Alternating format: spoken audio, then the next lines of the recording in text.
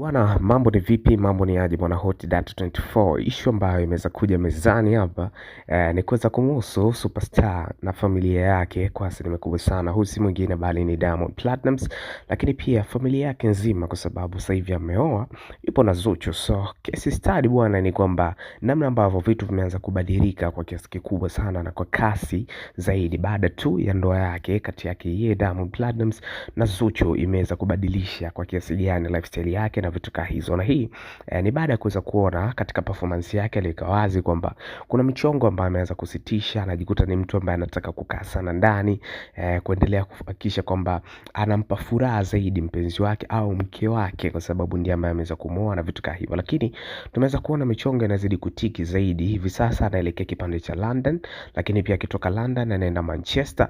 Hizo ni sehemu ambazo lazima aende kuperform na vitu kama hivyo. Ana sehemu tatu za kuweza kuperform nje, na zote bwana ni madili mazito ambayo aliweza kuyapata kutokea Nigeria kwa Balloon Inc, lakini pia na harakati zingine za kimuziki. So hii inaonyesha blessing ya kiasi gani ya kuwa na mahusiano na mtu ambaye ni sahihi kwa upande wako, na imekuwa ni moja kati ya wakati ambao wanapigwa sana wale watu ambao walikuwa wanapinga penzi hili, kama vile kina Mange Kimambi na wengine wengi, na tunaona blessing nyingi zinatoka kwa mama yake Zuchu, lakini pia na kwa mama yake Diamond Platnumz.